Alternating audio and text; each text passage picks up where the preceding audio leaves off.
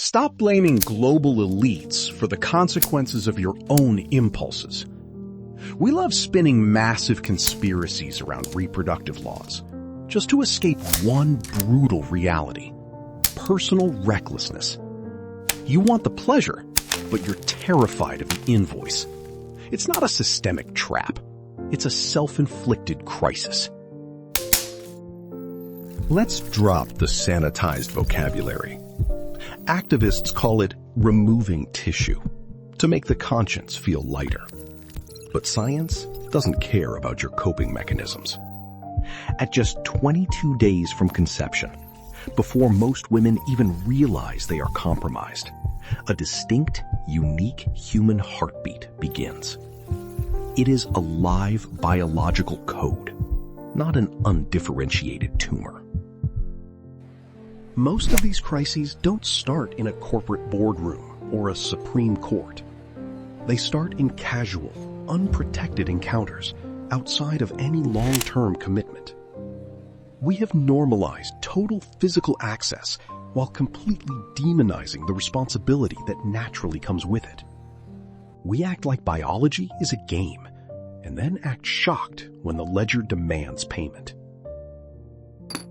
The cultural narrative tells you that your choices are isolated events with no lingering echoes.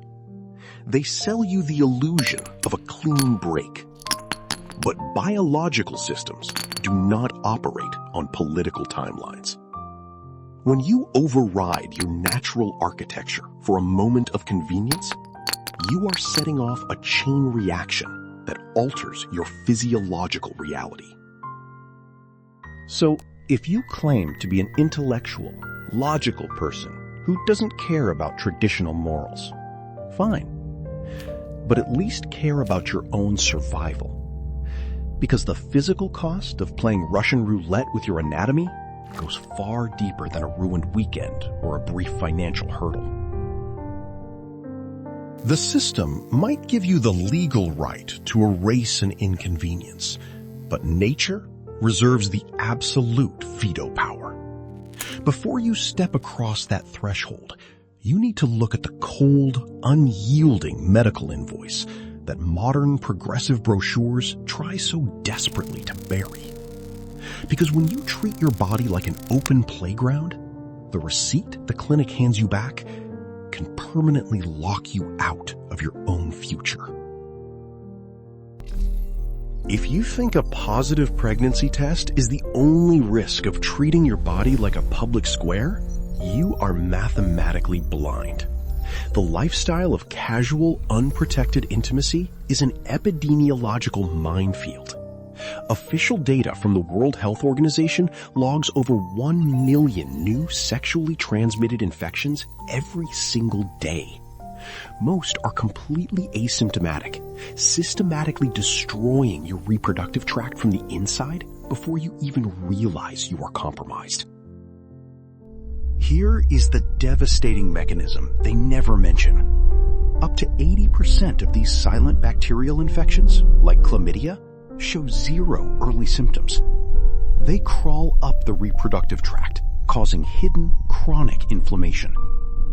When you introduce the sharp, physical trauma of an abortion procedure into an already infected or inflamed uterine environment, you multiply your risk of permanent reproductive destruction by tenfold. Let's talk pure logic, not theology.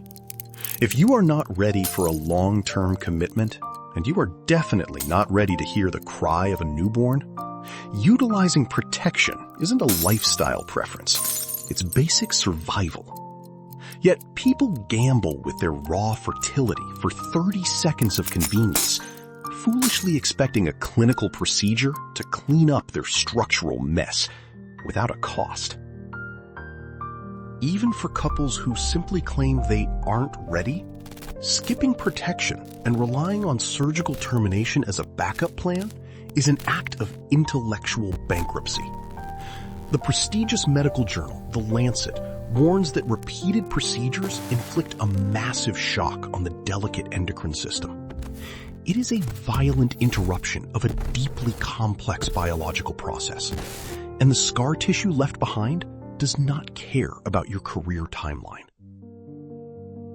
Clinical studies from Harvard Medical School confirm that induced abortions, especially when repeated or poorly managed in infected tracts, drastically increase the risk of pelvic inflammatory disease and permanent Asherman syndrome.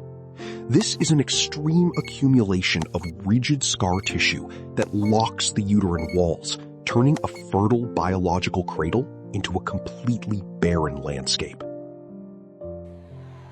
The irony is brutal. Thousands of individuals who shouted that they could do whatever they wanted with their bodies in their 20s find themselves weeping in fertility clinics in their 30s.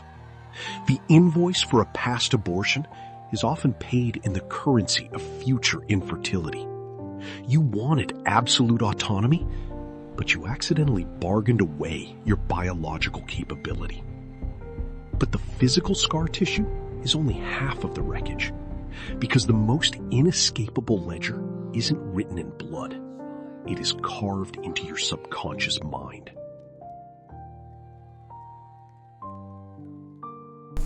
Let's dissect the ultimate psychological fortress of modern culture, the absolute mandate of my body, my choice. On a philosophical chalkboard, individual liberty sounds immaculate. But in the physical universe, absolute autonomy is a myth designed for the intellectually lazy.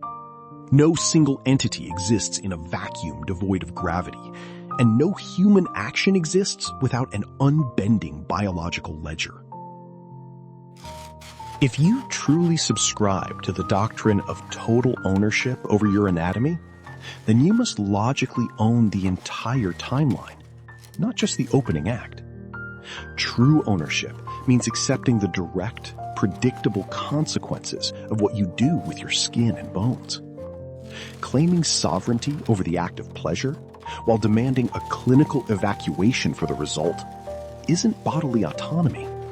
It is an intellectual bailout. Think about the inherent hypocrisy. We demand that corporations take accountability for their carbon footprints. We demand that politicians pay for their corrupt policies. Yet we fight for the legal right to walk away from our own biological signatures. The system didn't force you into that bedroom. The government didn't disable your protection. You signed the physiological contract yourself.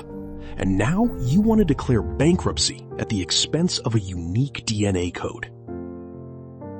We have been brainwashed into believing that empowerment means having a surgical delete button for our responsibilities. But real power doesn't hide behind a clinic's curtain. Real empowerment is preventive, calculating, and mature. If you possess the agency to navigate the modern dating ecosystem, you possess the agency to procure a simple barrier.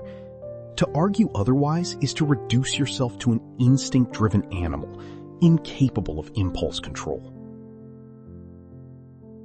This is where the political narrative fully fractures. The progressive complex sells you the illusion that abortion is a form of liberation, a victory for individual rights.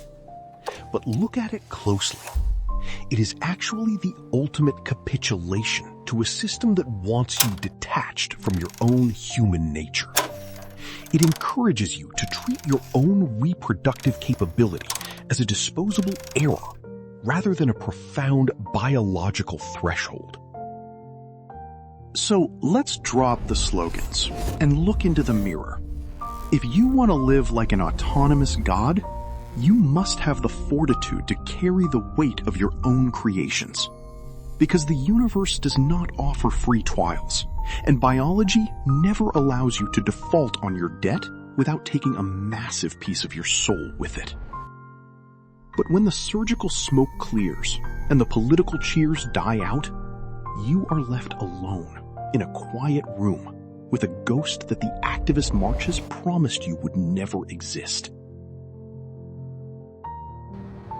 Once the clinical safety nets are pulled away and the political cheers die out, you are left completely alone with the psychological invoice.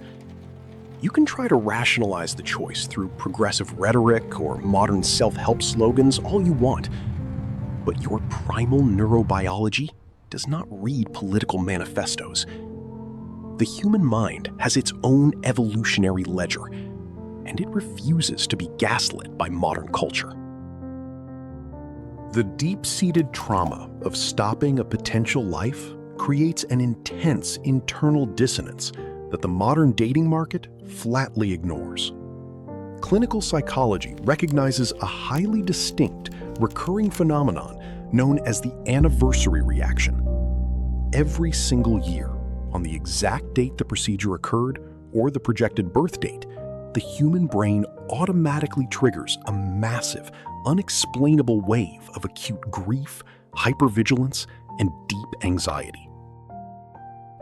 This isn't social guilt or religious programming. It's an evolutionary feedback loop. The fundamental architecture of human psychology is hardwired to protect life. When that deeply embedded biological process is violently disrupted, the brain struggles to find neurological closure. You find yourself drowning in a severe type of isolation that activist marches promised you would never exist. The culture celebrates the termination as a form of liberation, but it leaves you to manage the post-traumatic symptoms in complete silence. Peer-reviewed psychiatric studies show a direct correlation between induced procedures and long-term clinical depression, generalized anxiety, and a significantly higher vulnerability to substance abuse. The world moves on. The algorithms refresh, but your psychology stands completely still. We have normalized a reckless lifestyle where we act like biology is a video game with infinite respawns, and then we act shocked when we lose. You wanted to live like an autonomous god, entirely free from constraints, but instead, you inherited a heavy psychological shadow that follows you into every quiet room you enter, whispering the cost of your cheap freedom. This is the ultimate deadlock of the human conscience. You sought absolute freedom, but you realized that the most dangerous enemy you ever faced wasn't a shadowy global elite, a corporate boardroom, or a restrictive state law. It was your own unchecked impulse, looking back at you in the mirror. But carrying the wreckage doesn't mean you have to sink with the ship, because the final step isn't about running from the invoice. It's about learning how to settle the debt. Carrying the biological or emotional wreckage of a past choice does not mean you are sentenced to sink with the ship. The ledger cannot be rewritten, and the ink of history is dry. But true accountability is not about self-destruction. It is about preservation. Settling the debt with your own conscience begins the moment you stop running from the mirror and start engineering your restoration. Healing is a dual architecture that demands both clinical precision and psychological fortitude. Medically, you must bypass the quick-fix internet forums and seek legitimate, professional gynecological care. You need to evaluate potential structural scarring, address chronic pelvic inflammation from undetected infections, and systematically restore your endocrine balance. Your biological future requires strategy, not luck.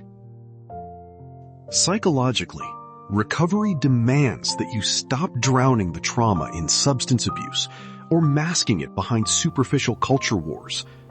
Legitimate trauma therapy is essential to untangle the post-traumatic symptoms and process the anniversary reactions. You cannot erase the chapter, but you hold the absolute sovereignty to dictate how the remaining pages of your life are written.